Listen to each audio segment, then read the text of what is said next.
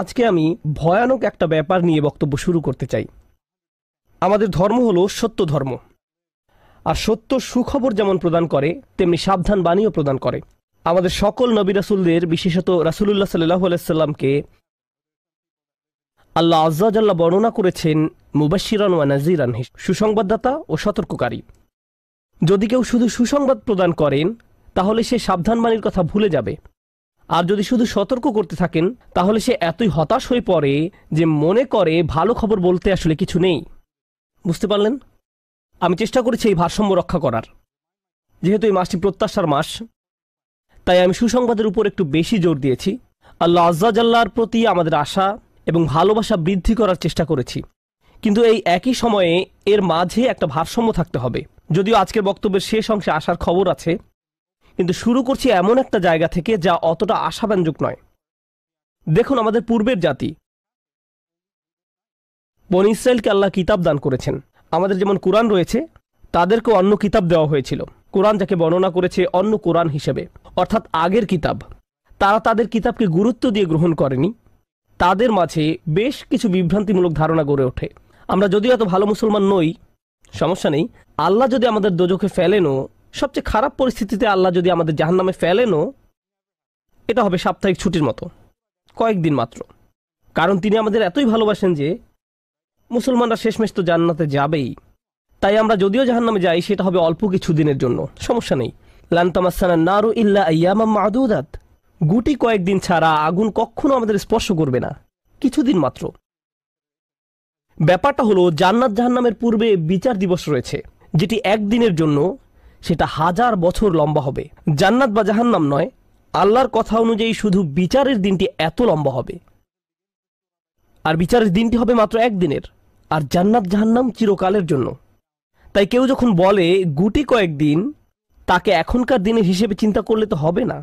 বর্তমানে পৃথিবী তার অক্ষ বরাবর ঘুরে, আমরা সূর্যের উদিত হওয়া এবং অস্ত যাওয়া দেখি, কিন্তু কিয়ামতের দিন সূর্য, চাঁদ এবং পৃথিবীর সব কিছুকে ধ্বংস করে নতুন একটা ব্যবস্থাপনা তৈরি করা হবে। তাই আমরা এখন যেভাবে 24 ঘন্টার হিসেব করি, সেভাবে রাত দিনের হিসাব করলে তো চলবে না যখন আখিরাত শুরু হবে। চলুন তাহলে সবার আগে এই ধারণাটি আমাদের মাথা থেকে ফেলে দেই। কোরআনের বহু জায়গায় জাহান্নামের আলোচনা করা হয়েছে, কিন্তু আমি শুধু কোরআন থেকে একটি বর্ণনা আপনাদের সামনে উপস্থাপন করতে চাই।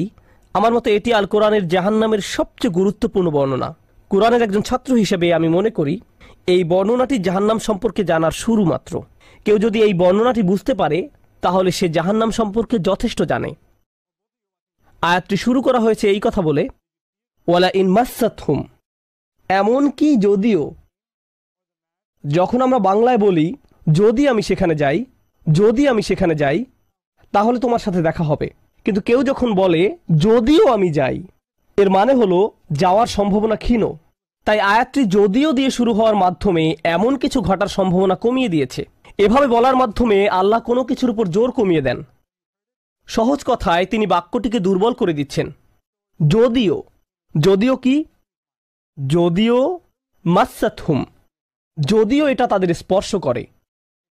আরবিতে মাসসা অর্থ কোনো কিছু যখন আপনাকে সামান্যতম স্পর্শ করে, যেমন কোনো মাছি যখন কোনো মতে স্পর্শ করে। যদি সেকেন্ডের জন্য স্পর্শ করে তখন তাকে বলা হয় মাস। সুতরাং এটা যদি তাদেরকে কোনো মতে স্পর্শ করে 1 সেকেন্ডের জন্য, মাসসাতহুম। এখন কি তাদের স্পর্শ করে? আপনারা হয়তো ভাবছেন আগুন যদি তাদের স্পর্শ করে। আল্লাহ বলছেন নাফহাতুন, একটা হালকা বাতাস যদি তাদের স্পর্শ করে। চলুন এই বাতাস নিয়ে একটু আলোচনা করা যাক। আরবিতে নাফহাতুন বলতে বোঝায় দরজা বন্ধ করলে যখন সামান্য একটু বাতাস এসে পড়ে, পর্দা নড়ে ওঠে, অথবা কেউ জানালা বন্ধ করলে যেভাবে হালকা বাতাসে পর্দা নড়ে ওঠে। এই বাতাসের যা বাহির থেকে ভেতরে আসে বা ভেতর থেকে বাহিরে যায়, দুই ধরনের আছে। একটি হলো লাফহা, লাম যোগে, আরেকটি হলো নাফহা। লাম যোগে লাফহা মানে বাতাসটি গরম, আর নুন যোগে নাফহা মানে বাতাসটি ঠান্ডা। আল্লাহ বলছেন এমনকি যদি ঠান্ডা বাতাস তাদেরকে স্পর্শ করে, যদি ঠান্ডা বাতাস তাদেরকে স্পর্শ করে তোমার প্রতিপালকের শাস্তি থেকে। তিনি এই আয়াতে জাহান্নাম কাউকে স্পর্শ করার কথা বলছেন না। তিনি এই আয়াতে আগুন কাউকে স্পর্শ করার কথা বলছেন না।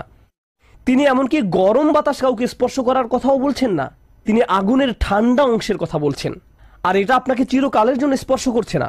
প্রসঙ্গত, আমরা ফিজিক্সে পদার্থের 3টি অবস্থার কথা শিখেছি: সলিড, লিকুইড এবং গ্যাস। সলিড বা কঠিন কিছু যদি স্পর্শ করে আমরা তা অনুভব করতে পারি। এই মুহূর্তে গ্যাস আমাদেরকে স্পর্শ করছে, বাতাস এখন আমাদেরকে স্পর্শ করছে, আমরা এটা অনুভব করি না। আর এই আয়াতে আল্লাহ বর্ণনা করছেন কি তাদের স্পর্শ করছে? বাতাস তাদেরকে স্পর্শ করছে। কোন ধরনের বাতাস? অপেক্ষাকৃত গরম বাতাস নাকি ঠান্ডা বাতাস? ঠান্ডা বাতাস। ঠান্ডা বাতাস কোনো রকম তাদেরকে স্পর্শ করছে। এই আয়াতের সবচেয়ে উল্লেখযোগ্য বিষয় হলো, আমি একটু আগে নাফহা এবং লাফহার কথা বলেছিলাম। অন্য কথায়, তারা এখনো জাহান্নামে প্রবেশ করেনি, তারা এর দিকে অগ্রসর হচ্ছে। আর জাহান্নামের অপেক্ষাকৃত ঠান্ডা বাতাস এসে কোনো মতে তাদেরকে স্পর্শ করলো। তখন তাদের প্রতিক্রিয়া কি? চিৎকার করে বলে উঠবে, ইয়া ওয়াইলানা, হায়, সবচেয়ে কঠিনতম শাস্তি আমাদের জন্য শুরু হয়ে গেছে।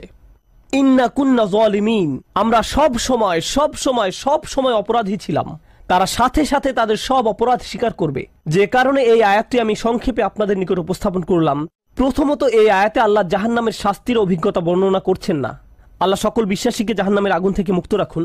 কিন্তু আল্লাহ এখানে বর্ণনা করছেন এমনকি জাহান্নামের আগুনের কাছে গেলে এবং ক্ষণিকের জন্য এর বাতাসের সামান্য স্পর্শ লাগলে একজন মানুষ চিন্তা করা শুরু করবে এর চেয়ে আর ভয়ঙ্কর কোনো শাস্তি হতে পারে না। এজন্যই আল্লাহ দোজখের আগুন সম্পর্কে বলছেন, ইন্নাহা সাআত মুস্তাকাররাও ওয়া মুকামা, নিশ্চয়ই তা অবস্থানস্থল ও আবাসস্থল হিসাবে কতই না নিকৃষ্ট। অল্প এবং বেশি যে কোনো সময়ের জন্য ওটা কত নিকৃষ্ট জায়গা। 1 সেকেন্ডের জন্য এটা ভাববেন না যে আমি তো খারাপ, আল্লাহ যদি আমাকে জাহান্নামে ফেলেনও এক সময় তো আমি এখান থেকে মুক্তি পাবো। এই ধরনের চিন্তাকে কখনো প্রশ্রয় দিবেন না। এই ভূমিকা দেওয়ার পর যখন বিচার দিবস শুরু হবে, যখন সমগ্র মানব জাতি একত্রিত হবে, তারা জানে না কোথায় যাবে, তারা জানে না কোন দিকে ফিরবে। এই ঘটনা আসলে রাসূলুল্লাহ সাল্লাল্লাহু আলাইহি সাল্লামের একটি হাদিসে উল্লেখ করা হয়েছে এবং জ্ঞানের প্রতি মুসলমানদের আগ্রহ ছিল সব সময়। তো একবার কিছু মানুষ বিখ্যাত সাহাবী আনাস ইবনে মালিক রাদিয়াল্লাহু তাআলা আনহুর কাছে এলো, কারণ মানুষ লোকমুখে এই খবর পেয়েছিল যে আনাস এই হাদিসটি জানতেন, আর এটি অনেক বড় একটি হাদিস, বুখারী শরীফে বর্ণিত আছে। এই ঘটনা ঘটে রাসূলুল্লাহ সাল্লাল্লাহু আলাইহি সাল্লামের ইন্তেকালের পরে। তিনি বলেন, হাদ্দাসানা মুহাম্মাদুন সাল্লাল্লাহু আলাইহি ওয়াসাল্লাম। এখন আনাস রাদিয়াল্লাহু তাআলা আনহু কথা বলছেন। তিনি বলেন, রাসূলুল্লাহ সাল্লাল্লাহু আলাইহি সাল্লাম আমাদের বলেছেন, ইযা কানা ইয়াউমুল কিয়ামাতি মা জান্নাসু বা'দুহুম ফি বা'দ। মনোযোগ দিয়ে শুনুন। যখন বিচার দিবস শুরু হবে, মানুষ ঢেউয়ের মতো একে অপরের উপর আশ্রে পড়বে, সর্বত্র বিশৃঙ্খলা, সবাই একে অন্যের দিকে ছুটতে থাকবে। ফায়াতুনা আদম, তারা কোনো একভাবে আদম আলাইহিস সালামের দেখা পাবে, তারা তার কাছে ছুটে আসবে। ফায়াকুলুনা ইশফা আলানা ইলা রাব্বিক, সমগ্র মানব জাতি আদম আলাইহিস সালামের কাছে ছুটে আসবে এবং বলবে, আপনি কি দয়া করে আমাদের পক্ষ থেকে আল্লাহর সাথে কথা বলতে পারবেন? আমরা আল্লাহর ভয়ে ভীত। আপনি তো প্রথম মানুষ, আপনি তো সেই ব্যক্তি যাকে আল্লাহ ফেরেশতাদের সিজদা দিয়ে সম্মানিত করেছেন, আপনাকেই তো পছন্দ করা হয়েছে, আমরা সবাই আপনার সন্তান, আপনি আমাদের পিতা, তাই দয়া করে আমাদের জন্য আল্লাহর সাথে কথা বলুন, আমরা খুবই ভীত। এরপর তিনি বলবেন, ফায়াকুলু লাস্তু লাহা, তিনি বলবেন, আমি এর যোগ্য নই, আমি পারবো না। ফায়াকুলু লাস্তু লাহা ওয়ালাকিন আলাইকুম বিইব্রাহিম, তোমরা কেন ইব্রাহিমের সাথে কথা বলছো না? তোমাদের উচিত ইব্রাহিমের সাথে কথা বলা। অতএব মানব জাতি এখন কার খোঁজ করছে? ইব্রাহিম আলাইহিস সালাম। ফাইন্নাহু খলিলুর রহমান, তার কাছে যাও, কারণ তিনি রহমানের খুবই কাছের বন্ধু। ওয়াত্তাখাযাল্লাহু ইব্রাহিমা খলিলা, কোরআনে এসেছে আল্লাহ ইব্রাহিমকে তার বন্ধুরূপে গ্রহণ করেছেন। তাই ইব্রাহিমের কাছে যাও, তিনি তোমাদের সাহায্য করতে পারবেন। তারা ইব্রাহিমের কাছে যাবেন। ফায়াতুনা ইব্রাহিমা ফায়াকুলু লাস্তু লাহা, তারা ইব্রাহিমের কাছে গেলে তিনি বলবেন, আমি এর যোগ্য নই, আমাকে এই কাজের জন্য তৈরি করা হয়নি, আমি তোমাদের জন্য আল্লাহর সাথে কথা বলতে পারবো না। ওয়ালাকিন আলাইকুম বিমূসা, তোমরা কেন মূসা আলাইহিস সালামের কাছে যাচ্ছ না? তো মানব জাতি মূসা আলাইহিস সালামের কাছে দৌড়ে যাবে। ফাইন্নাহু কালিমুল্লাহ, তিনি আল্লাহর সাথে অনেক কথা বলতেন। ওয়া কাল্লামাল্লাহু মূসা তাকলিমা, আর আল্লাহ মূসার সাথে কথা বলেছেন সরাসরি। সুতরাং তিনি যেহেতু আল্লাহর সাথে কথা বলতে অভ্যস্ত, আজকে তো কথা বলার উত্তম সময়, তিনি তোমাদের পক্ষ থেকে আল্লাহর সাথে কথা বলবেন। ফায়াতুনা মূসা ফায়াকুলু লাস্তু লাহা, মানব জাতি দৌড়ে মূসা আলাইহিস সালামের কাছে যাবে, তিনি বলবেন, আমি এর যোগ্য না, আমি পারবো না। ওয়ালাকিন আলাইকুম বিঈসা, তোমরা ঈসা আলাইহিস সালামের কাছে কেন যাচ্ছ না? ফাইন্নাহু রূহুল্লাহ ওয়া কালিমাতুহু, তিনি হলেন আল্লাহর দেওয়া রূহ এবং তিনি আল্লাহর কালিমা, আল্লাহর হুকুমে তিনি অলৌকিকভাবে জন্মগ্রহণ করেন। কুন ফায়াকুন, অতএব তিনি যেহেতু সকল রাসূলদের মাঝে বিশেষ মর্যাদার অধিকারী, তার কাছে যাও, তার সাথে কথা বলো। সকল মানুষ দৌড়ে ঈসা আলাইহিস সালামের কাছে যাবে। ফায়াকুলু লাস্তু লাহা, তিনি বলবেন, আমি পারবো না, এই কাজ আমার জন্য নয়, আমাকে এই কাজের জন্য তৈরি করা হয়নি। তারপর তিনি বলবেন, ওয়ালাকিন আলাইকুম বি মুহাম্মাদিন সাল্লাল্লাহু আলাইহি ওয়াসাল্লাম, মানবজাতি তোমাদেরকে মুহাম্মদ সাল্লাল্লাহু আলাইহি সাল্লামের কাছে যেতে হবে। মানুষেরা তখন রাসূলুল্লাহ সাল্লাল্লাহু আলাইহি সাল্লামের কাছে যাবে। এখন রাসূল সাল্লাল্লাহু আলাইহি সাল্লাম আমাদের বলছেন, ফায়াতুনি ফাআকুল, সবাই তখন আমার কাছে আসবে আর আমি তাদেরকে বলবো। এখন রাসূল সাল্লাল্লাহু আলাইহি সাল্লাম আমাদের বলছেন, আনা লাহা, আমার জন্য এই কাজ, আমি এই কাজের যোগ্য। আনা লাহা ফাআস্তাযিনু আলা রব্বি। প্রসঙ্গত আমি আপনাদেরকে আরো বলার পূর্বে বিচার দিনের একটা দৃশ্য হলো, আল্লাহ বলেন, ইয়াউমা ইয়াকুমুর রূহু ওয়াল মালাইকাতু সাফফান লা ইয়াতাকাল্লামুনা ইল্লা মান আযিনা লাহুর রহমান ওয়া ক্বালা সাওয়াবা। যেদিন রূহ ও ফেরেশতাগণ সারিবদ্ধভাবে দাঁড়াবে, এমন এক সময় থাকবে যখন কেউ কথা বলতে পারবে না।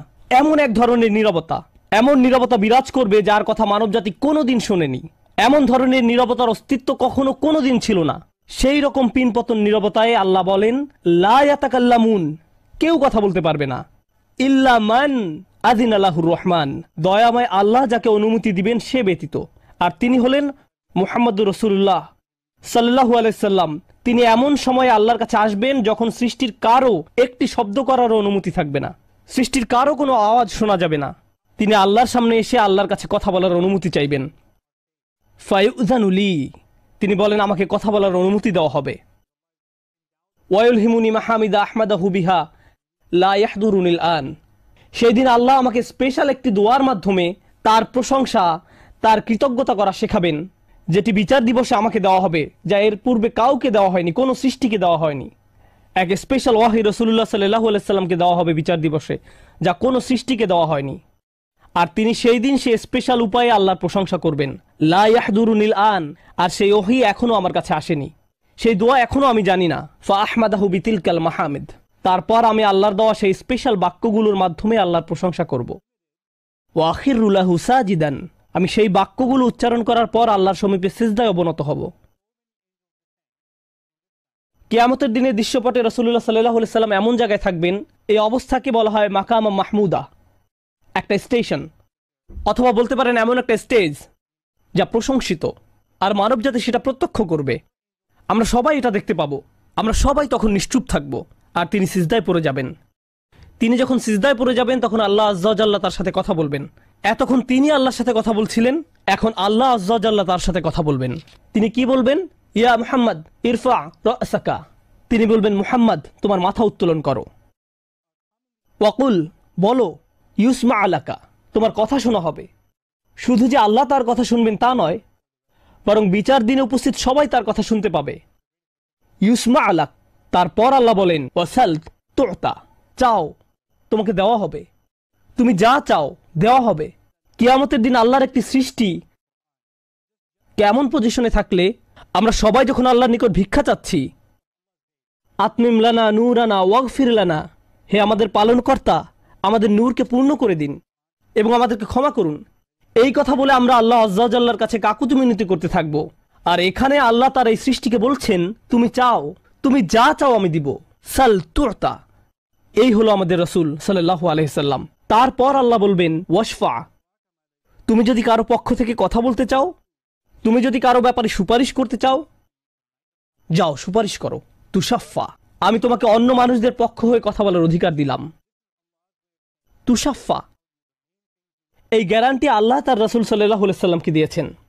ফাকুলু ইয়া রব, তখন আমি বলবো ইয়া রব, উম্মতি উম্মতি, তিনি সর্বসাকুল্যে এই কথা বলবেন, এটাই তার সম্পূর্ণ বাক্য, আমার উম্মাহ আমার উম্মাহ, আমার মানুষ আমার মানুষ। কিয়ামতের দিন সবাই বলবে, নাফসি নাফসি, আমি নিজে আমি নিজে আমি নিজে। আল্লাহর নবীরা যারা মানুষকে আল্লাহর দ্বীনে আনার জন্য দিবারাত্রি পরিশ্রম করে গিয়েছেন, যেমন ইব্রাহিম আলাইহিস সালাম, যার এই দুনিয়ায় থাকাকালীন সময়ে শুধু একটাই উদ্বেগ ছিল মানুষের মুক্তি, বিচারের দিনে তিনি বলবেন, না, যাও অন্য কোথায় যাও, যাও মুসার সাথে কথা বলো। মুসা আলাইহিস সালাম, যিনি বনি ইসরাইল নিয়ে চিন্তিত ছিলেন, তিনি বলবেন, না, যাও ঈসার সাথে গিয়ে কথা বলো। আর আমাদের রাসূল সাল্লাল্লাহু আলাইহি সাল্লাম বলবেন, প্রসঙ্গত কোরআনে কিয়ামত দিবসের যে ভয়াবহতার কথা বর্ণনা করা হয়েছে তা একবার চিন্তা করে দেখুন। ইয়াউমা তারাউনাহা তাযহালু কুল্লু মুরদিআতিন আম্মা আরদাআত, প্রত্যেক মা যে তার বাচ্চাকে দুধ খাওয়াচ্ছে তার বাচ্চাকে ফেলে দিবে যেন সে কিছুই না। ইয়াফিরুল মারউ মিন আখিহি ওয়া উম্মিহি ওয়া আবিহি, সেদিন মানুষ তার ভাইয়ের কাছ থেকে পালাবে, মায়ের কাছ থেকে পালাবে, বাবার কাছ থেকে পালাবে। ওয়া সাহিবাতিহি ওয়া বানিহি, তার স্ত্রীর কাছ থেকে পালাবে, ছেলেমেয়ের কাছ থেকে পালাবে। আপনাদের কেউ কেউ হয়তো ইতিমধ্যে স্ত্রীর কাছ থেকে পালিয়ে বেড়ান, তাই আপনাদের কাছে হয়তো এটা অতটা ভীতিপ্রদ নয়। এই আয়াত হয়তো আপনার জন্য ভয়ের নয়, কেউ কেউ ভাবছে অবশেষে।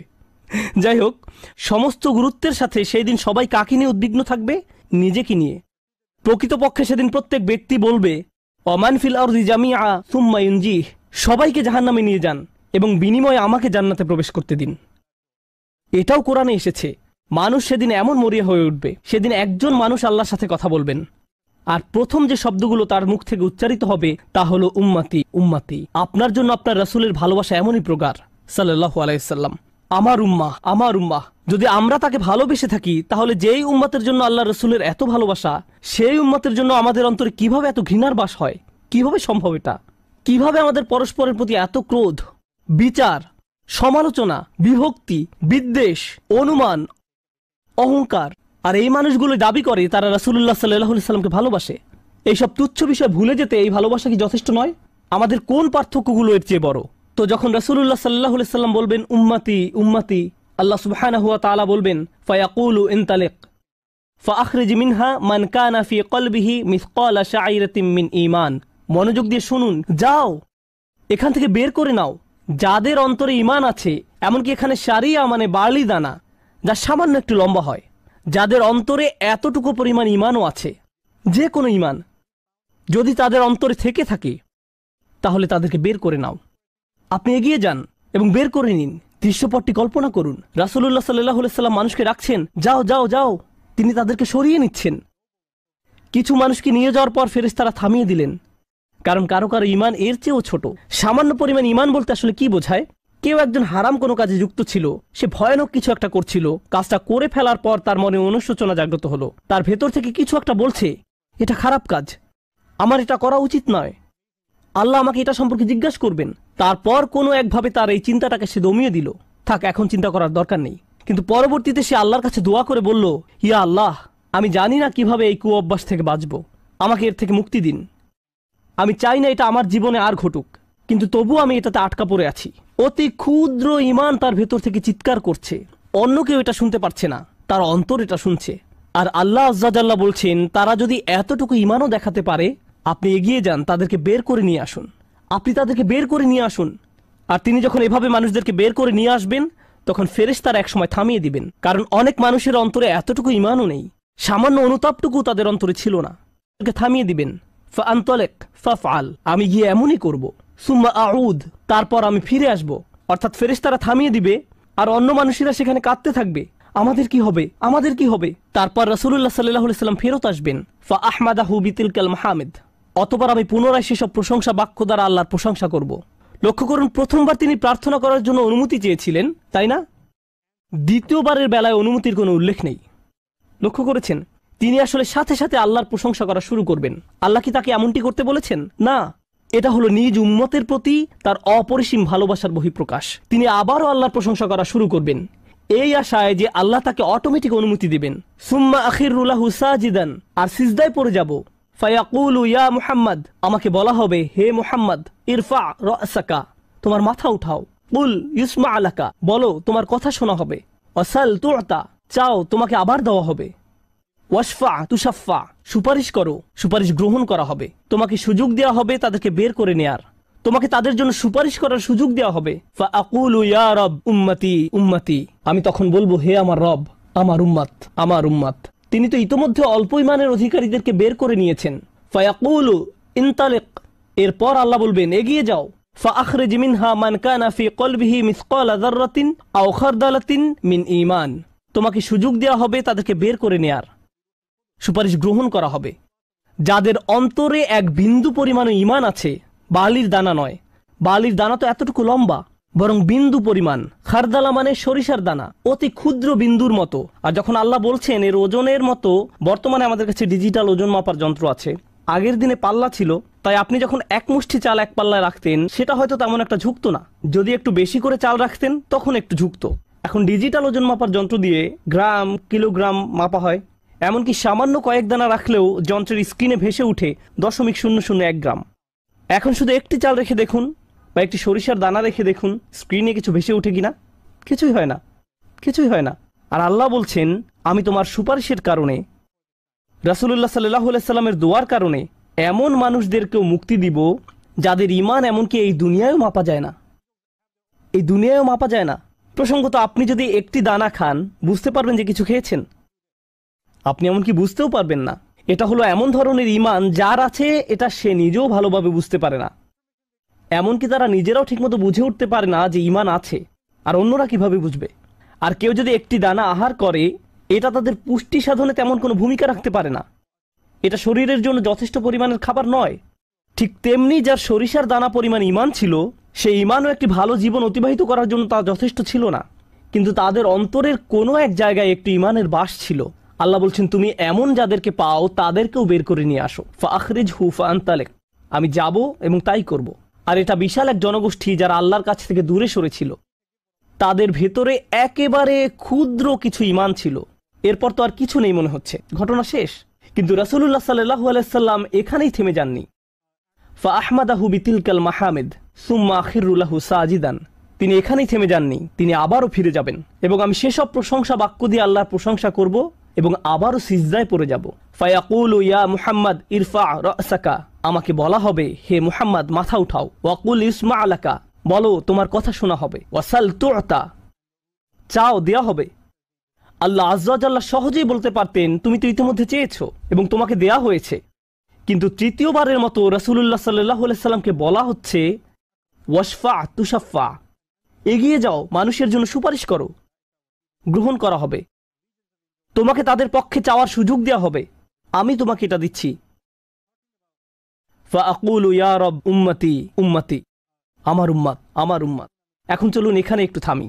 যদি আপনি এই সুযোগ পেতেন, আল্লাহ যদি আপনাকে বলতেন তুমি যা চাও তাই পাবে, তুমি চাও দেয়া হবে, যা কিছুই তুমি চাও না কেন, আমাদের বিশাল একটা লিস্ট আছে।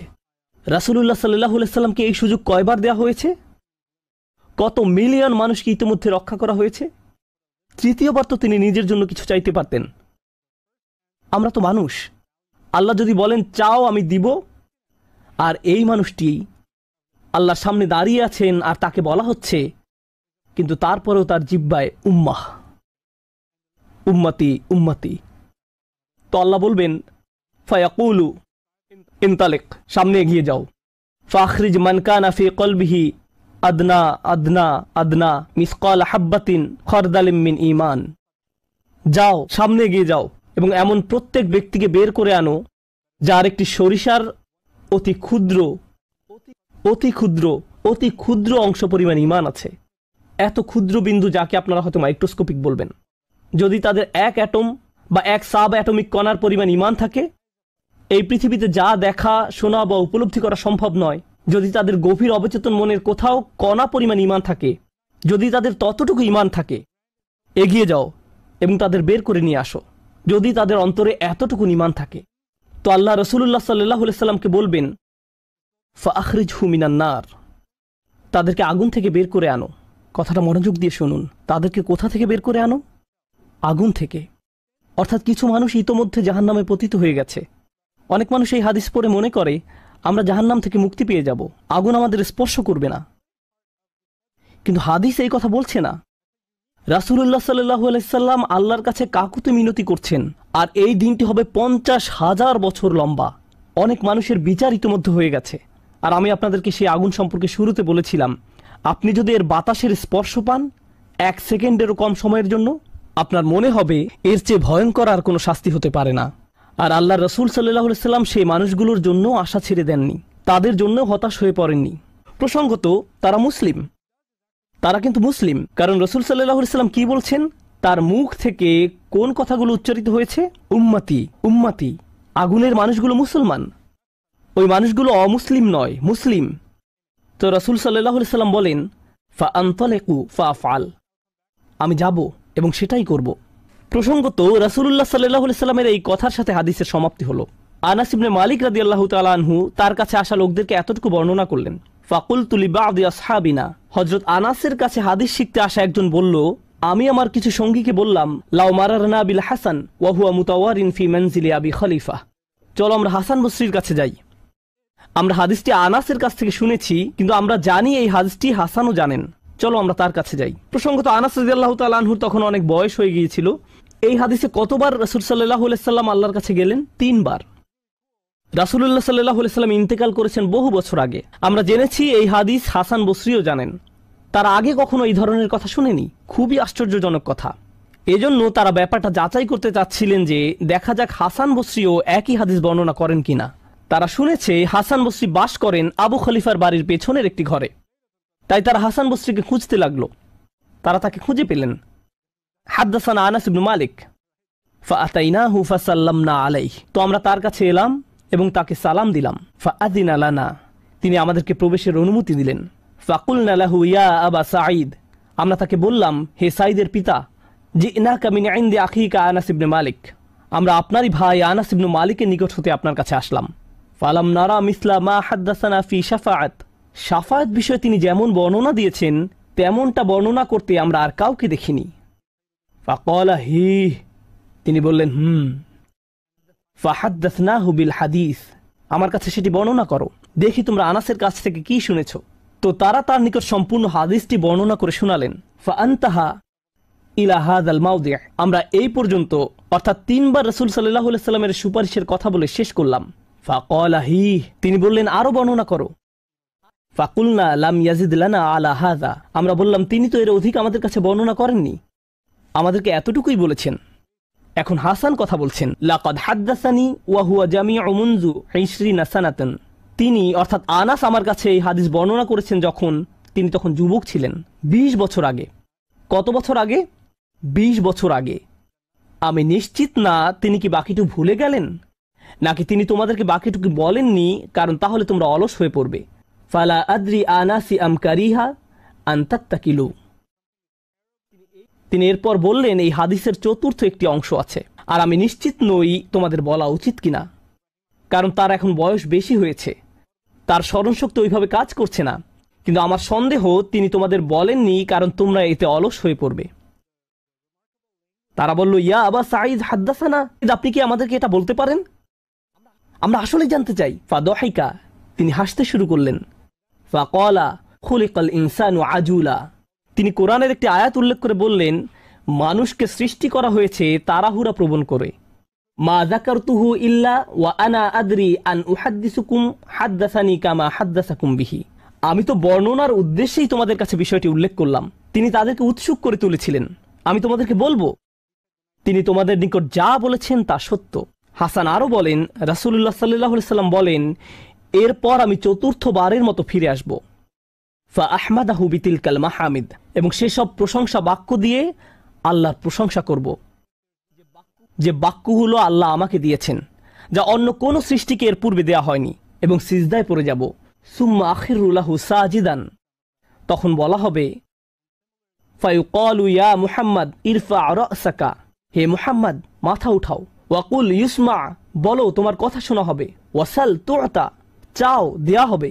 ওয়াশফা তুশাফা, শাফায়াত করো গ্রহণ করা হবে। এই সময়ে এসে এতটুকুর চেয়ে ছোট ঈমানও আর অবশিষ্ট নেই। সকল সম্ভাব্য ঈমানওয়ালাদের মুক্তি হয়ে গেছে। আদনা আদনা আদনা মিসকাল হাব্বা, সবাই মুক্তি পেয়ে গেছে। ফাআকুলু ইয়া রব ইযান লি ফি মান ক্বালা লা ইলাহা ইল্লাল্লাহ। এখন রাসূলুল্লাহ সাল্লাল্লাহু আলাইহি সাল্লাম বলেননি উম্মতি, এইবার তিনি উম্মতি বলেননি, তিনি বলছেন, হে আমার প্রতিপালক, আমাদেরকে তাদের সম্পর্কে শাফায়াত করার অনুমতি দান করুন যারা বলেছে লা ইলাহা ইল্লাল্লাহ। যে এমনকি এই কথা বলেছে, আচ্ছা ঠিক আছে, আমার মনে হয় একজন সৃষ্টিকর্তা আছেন। একটি কলেজ ক্যাম্পাসে হয়তো একদল ছাত্র মুসলিম ছাত্রদের সাথে আলোচনা করছে, তখন একজন বলল, আচ্ছা ঠিক আছে, দার্শনিক দৃষ্টিকোণ থেকে মেনে নিলাম একজন ঈশ্বর রয়েছেন, ঠিক আছে আমি মানলাম যে একজন ঈশ্বর আছেন। আমি বলছি না যে আমি মুসলিম, যদি উপাসনা করতেই হয় তাহলে শুধু এক ঈশ্বরের উপাসনা করতে হবে। তাদের অন্তরে কোনো অনুভূতি নেই, তারা কারো ইবাদত করছে না, তারা শুধু এই উপসংহারে পৌঁছেছে। প্রসঙ্গত এই ধরনের একটা সাদৃশ্য পাওয়া যায় সূরা হুজরাতের একটা আলোচনায়। আল্লাহ বলছেন, ফাকালাতিল আরাবু আমান্না কুল লাম তুমিনু ওয়ালাকিন কুলু আসলামনা, বেদুইনরা বলে আমরা ঈমান এনেছি। বলো তোমরা ঈমান আনোনি, বরং তোমরা বলো আমরা আনুগত্য স্বীকার করেছি। তোমরা শুধু ইসলামের প্রাথমিক ধারণা গ্রহণ করেছ। ধারণা থাকে এখানে, আর ঈমান কোথায় থাকে? যাদের অন্তরে কিছু ঈমান ছিল তাদের ইতোমধ্যে নেওয়া হয়ে গেছে।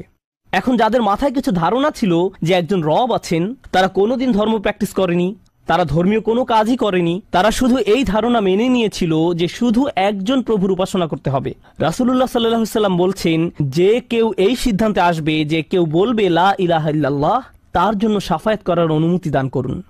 আল্লাহ বলবেন, ফায়াকুলু ওয়া ইজ্জাতি ওয়া জালালি ওয়া কিবরিয়াই ওয়া আযীমাতি। আল্লাহ বলবেন, আমি আমার কর্তৃত্বের শপথ করছি, আমি আমার স্বীয় গৌরবের শপথ করছি, আমি আমার বরত্বের শপথ করছি, আমি আমার মহত্বের শপথ করছি। লা উখরিজান্না মিনহা মান ক্বালা লা ইলাহা ইল্লাল্লাহ। আমি স্বয়ং অবশ্যই তাদের সবাইকে জাহান্নাম থেকে বের করব যারা বলেছে লা ইলাহা ইল্লাল্লাহ, তোমার এই সুপারিশের কারণে। সাল্লাল্লাহু আলাইহি সাল্লাম। জাহান্নাম কতটা ভয়ঙ্কর তার একটা ছোট্ট নমুনা দিয়ে আমি আজকের আলোচনা শুরু করেছিলাম। এখন সব শেষে রাসূলুল্লাহ সাল্লাল্লাহু আলাইহি সাল্লাম আমাদের জন্য এই শাফায়াত করছেন। এই হাদিসটি অন্যতম গুরুত্বপূর্ণ একটি হাদিস। এমনকি 20 বছর পরে আনাস ইবনে মালিক এখন বৃদ্ধ হয়ে গেছেন, মানুষ তখনও তার কাছে শাফায়াত বিষয় জানতে এসেছেন। এমনকি আজকের দিনেও এই হাদিসটি অন্যতম শক্তিশালী একটি হাদিস, এবং অন্যতম এই জন্য যে ভুলভাবে ব্যবহার করার একটি বক্তব্য রাসূলুল্লাহ সাল্লাল্লাহু আলাইহি সাল্লামের। কখনোই এর অপব্যবহারের চিন্তাও করবেন না। এটা ফ্রি হয়ে যাওয়ার লাইসেন্স নয়।